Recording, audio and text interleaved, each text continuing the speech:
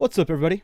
This is Zips from Total Gaming Network and CS Nation, and here we are taking a look at the Steam controller. Now, I wasn't going to include this first part here where it says update Steam controller firmware, but I wanted to make it very clear that this is a pre-release product. Valve has asked me not to distribute a review score to this or the Steam link ahead of the November 10th release date.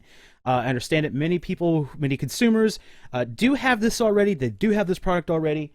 And they want me to hold off because it's still being updated. It's getting very, very regular updates, multiple updates per week for this. But I just want to show you that because it's pretty simple to update this. If you have your Steam controller on and you're in big picture mode, sometimes it will prompt you to update the firmware. You click OK, and that's pretty much it. It just does its thing. It took about a minute. It wasn't a big deal in the slightest. Now, I am navigating this with the Steam controller. And I'm going to go into the settings here, and I'm just going to give you guys a general overview of the Steam controller. I might even, hop into Portal 2 real quick to give you a little bit of a glimpse of what it controls like in there. But one of the first things you're probably going to want to do is go to, add and test. You can see here, this is the X input controller. This is actually my Xbox 360 controller, which is plugged in via USB. And here's the Steam controller. Now, I don't know if you're going to be able to hear this, but if I click OK, or click identify, it's a very subtle beep. It comes from the controller.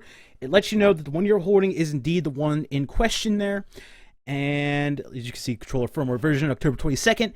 I believe this firmware improves battery life. It's still saying I have battery 100%, which is a little bizarre. I've been using this now for I believe a bit under a week. Yeah, give or take. But anyway, we're going to go hit Y for support. Now, this thing just kind of gives you just a look at all the buttons on here and says, press left trigger all the way down. There we go. Right trigger all the way down. And basically, it'll take you through all of the buttons here. We'll just do them real quickly. Excuse me, quickly. It even wants you to do the back button and the start button. It's not really labeled as start. It's just a, forward button that you would commonly associate with being a start button. You have a left analog stick here. You can see that moving around there. You can click it in. There you go. I accidentally hit the left back paddle, which is also a neat feature of this controller. You have left and right paddles on the back of the controller, not unlike the new Xbox One Elite controller that came out, which has a few paddles on the back. This one, just one per side, and they are very, very useful. They are far more useful than I would have expected them to be. I actually kind of wish more controllers had back paddles. This is a little bit different, actually. I've never experienced this before. It is now going through the haptic feedback. Yeah, and it is coming from the right hand. And there we go. Test completed. Nothing more really to show there. Now, I'm going to go to my library real quick. And let's see. We'll get to Rebel Galaxy, but for now, let's go with Portal 2, the game that is one of the few games right now that has native Steam controller support built into it. When this pops up in big picture mode, you'll see this. You can just play your game immediately if you want to, or you could go down to Manage Game. The first option, obviously, is Configure Controller. You hop into here, and this is not the official Valve configuration. This is instead, and we can hit the X button here to browse configurations. This is actually a community set scheme. You see this? You see all these user submitted things here, and you can actually see how many people are using them right now. So I actually went with this one, and I think I stuck with the default on that. But let's just ignore that for a moment and see how we can configure this, right? So you got your left little pad here, which acts as a D-pad in a pinch. But right now, it's all bound to action. So directional pad, you hit up. It's a quick ping if you're playing co-op. Left is a gesture, again, for co-op. Right is the ping menu, the radial menu. And down is your partner view. So basically, it seems like D-pad on this is just kind of... It's focused on the co-op experience and nothing more. So it won't have much use in single player. However, if you go to, say, this is the left stick. And that is showing you that if you click in the left stick, it'll zoom. We'll get to this other stuff here in a moment. But you click in the left stick to zoom. The top function is obviously what it normally does, which is, you know, move you around. A button is your use key, which on a keyboard would be default to E.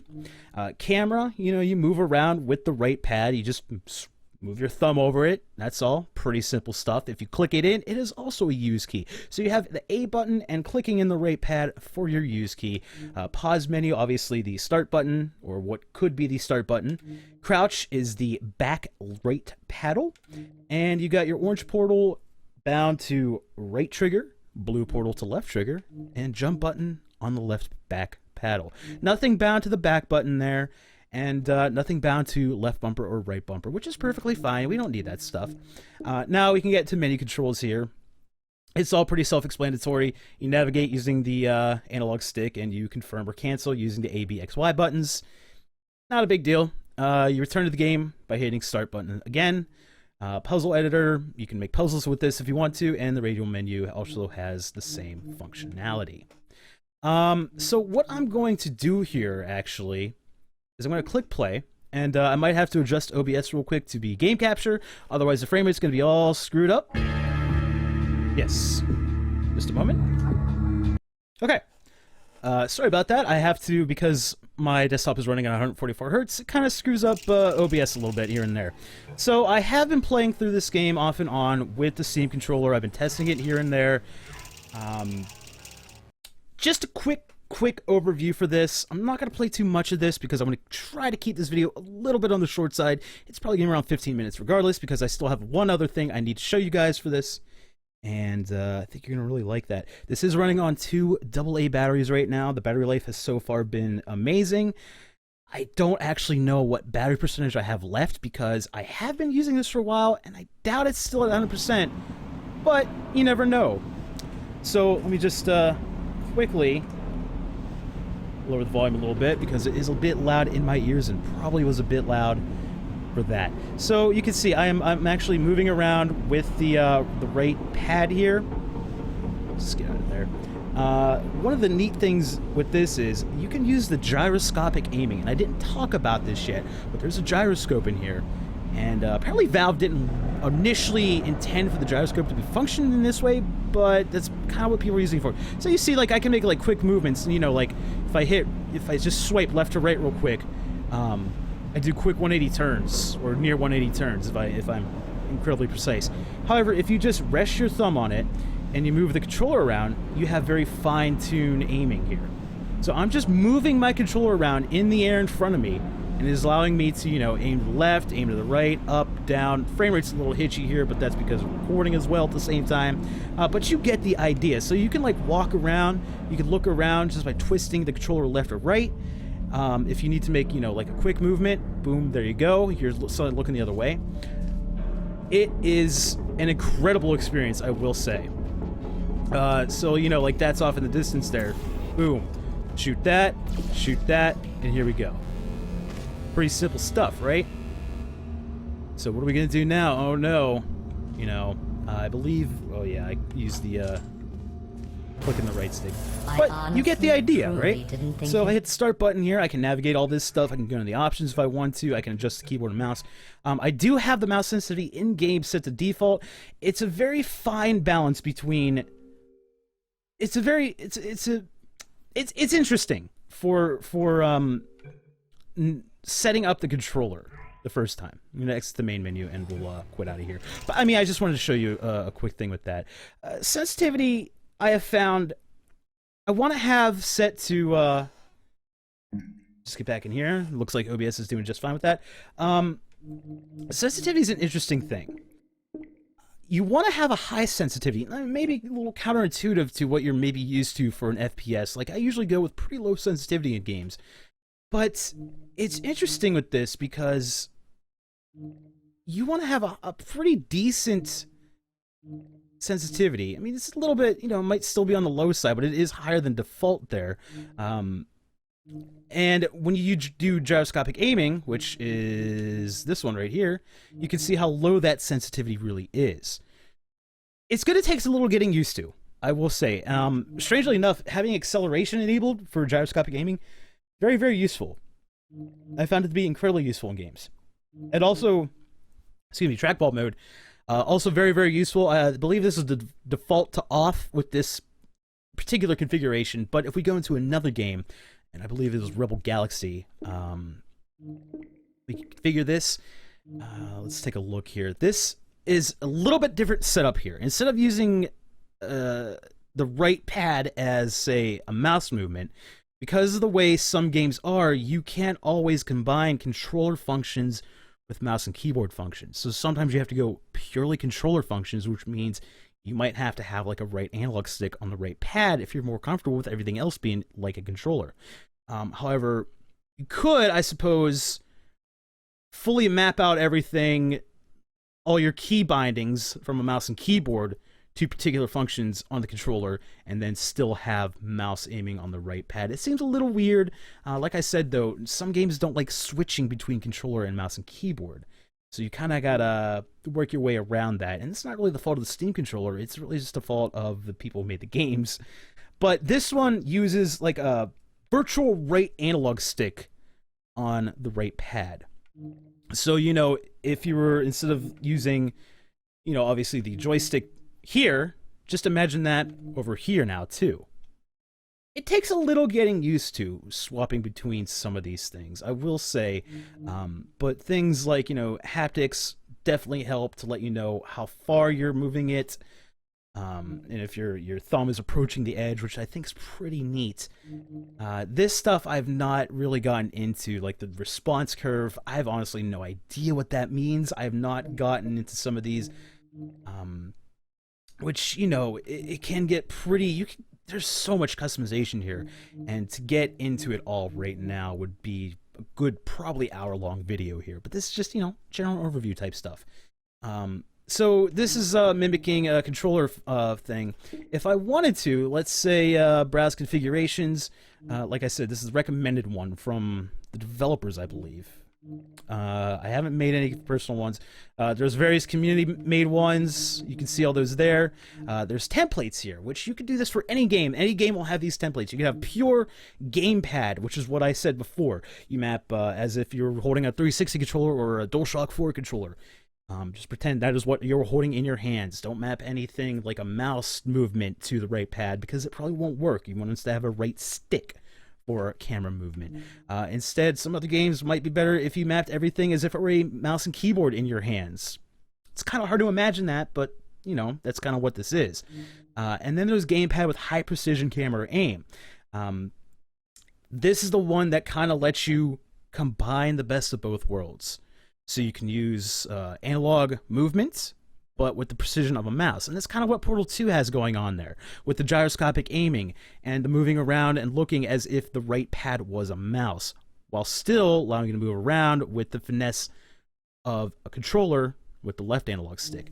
I really enjoy that. Now, there is a game that I set up a custom configuration of my own for, and that is Guild Wars 2. Now, I realize that there are some functions missing from the configuration I have set up, but it just kind of gives you an idea of what we're working with here.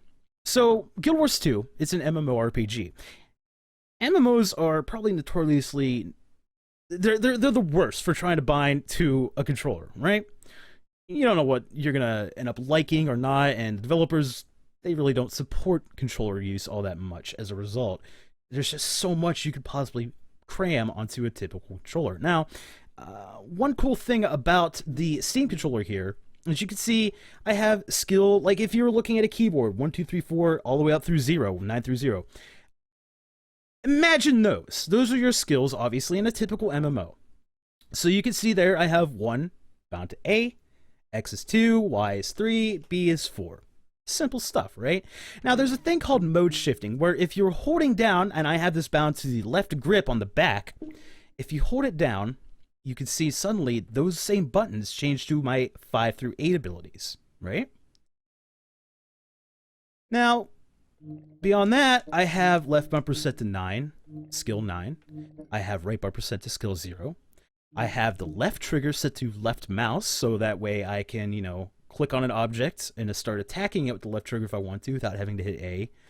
The right mouse, obviously, if I want to select something which is what right mouse button does in Guild Wars 2. You can just kind of click on an NPC and it highlights them. It doesn't attack, it doesn't do anything. It's just kind of there. Directional pad. Directional pad's pretty interesting too. Let me see, where is it at? It's down here. Directional pad I have set to hitting up on the little D-pad, the cross, zooms in as if you were scrolling up with your mouse. Down obviously zooms out as if you're scrolling down. Left is the action camera toggle button, which it's a little weird in Guild Wars 2, is not bound to anything by default, so this one would actually have to be something that people changed on their own, whatever the, excuse me about that, sorry about that, whatever the left button did. So just, whatever you have that bound to in-game, just change it to that. So if I wanted to, do that, I have the action camera bound to the home key on my keyboard there, which you can see highlighted. Pretty simple. You can actually bind it to anything you want to. It's kind of insane. And then right on the D-pad opens up the inventory. Obviously, the left analog stick is used for movement, WASD. Pretty simple bindings there. Right analog stick is used for mouse, and again, I have also the gyroscopic aiming with low acceleration, low sensitivity for when I really need to hone in on enemies in front of me, which isn't too bad because Guild Wars has a thing where they kind of auto-target for you, which is great. You don't have to worry about that too much, but I have right analog stick with the higher than gyroscopic sensitivity, and it allows me to look around with medium acceleration, and haptics again at medium. Haptics are really useful. It's just kind of something you don't really think about when you're playing. It's there, it helps you, but it's never like something that gets in the way. Trackball mode's on, meaning that if you swipe your thumb across the pad, it doesn't just stop as soon as your thumb gets off. It slows down. Like if you were using a trackball mouse, right? Makes sense. You have other things here where you have very spin radius, like if you wanted to go all the way to the edge, you can. Sensitivity on the vertical. Say, like, what I did in Portal 2, where I was trying to spin around 180, but I would occasionally look down or look up real quick, and it kind of screwed things up. You can narrow that window down so that if your thumb, gets off the beaten path of a directly horizontal movement, it won't fling your camera up or down while you're spinning around. Again, these are things you're gonna have to fine-tune yourself. A lot of this stuff I have not fine-tuned though, but still learning it. A lot of people are still learning it. Again, pre-release product here, general overview type stuff. Start button is the map button. Can interact with the right back paddle. Open up your skills with the right bumper. Oh, I'm sorry, that was the wrong thing. That's skill 0. There is something else, I believe. Where was it at? Loadout switch, back button. I had something else bound to. Right. Also the D-pad. Again, mode shift. When I'm holding down the left grip in the back, not only does that change that to skills 5 through 8, but it allows me to open up the hero menu in the game and the pause menu in the game. So there's a lot you can do with this. I haven't really gotten into everything that you possibly could get into here. Like I said, if I wanted to make something, let's see, I don't know, like Counter-Strike Go, manage game, there's probably already a ton of controller configurations for this, but let's take a look-see anyway. Yeah, community's got a ton. 424 for this one. It seems pretty popular. Input is a mouse with max haptic feedback use, and reload on right trackpad, jump on back, right bumper, crouch on back left, and shift on the controller. I've seen videos of people playing Counter-Strike, and they've been amazing with it. Not as precise as a mouse and keyboard for the veterans out there, but far more precise than if you're using something like a 360 or a DualShock 4 controller. It's just the nature of the beast and how, gyroscopic aiming is set up and, all this very precise movement type stuff. It's insane, really. This one has, it looks like when you hold in the right pad, you get very sensitive aiming. And right pad click, wow, yeah, okay, it switches back. So you kind of get the idea there. I would probably try it out. If not, you could always just make your own template. Let's see, just do something like that. And it kind of gives you the default already, like your joystick move, You can set up gyroscopic aiming. We'll do, mouse. I'll put that way down. We'll do, let's see, right grip. There you go. So when you hold down right grip, you enable gyroscopic aiming then. Boom, there you go. You can have very precise aiming, get those headshots if you want to. I'm probably not going to try that, but, I mean, with that template, I might try the other guy's template, actually, see how that goes, play against some bots, maybe. Because, yeah. So, yeah, there you go. That's a very general overview. It's about this, short video here. Like I said, there's a ton I could still get into if I wanted, if I really just had all the time in the world and, had a nice script laid out in front of me to give you every detail, but, maybe that'll come when the actual review comes around on November 10th. There's a lot to say about this controller. I'm going to put it that way. There's a lot to say about this controller. Yeah. So I hope you enjoyed this general overview. I'm probably going to do maybe, another video or two. Maybe something for the review on November 10th. And also I'm going to take a look at the Steam link next. So hopefully I can get that video up soon. I'm not sure how I'm going to record anything for that, actually, because I don't have a capture card or anything. So it'll just be me talking over, some gameplay stuff. But, yeah. I hope you enjoyed that, and thank you all for watching. This has been Zips from Total Gaming Network and CS Nation, and I will catch you next time. See ya.